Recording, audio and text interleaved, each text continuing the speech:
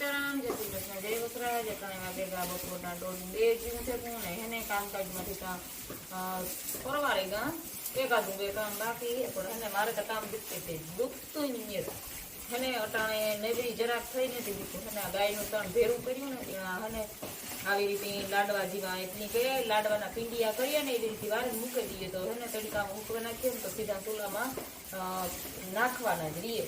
અને સાણા હોય ને એમાં વાર લાગે જરાક, સાણામાં હલબા હોય ને આમાં વાર લાગે.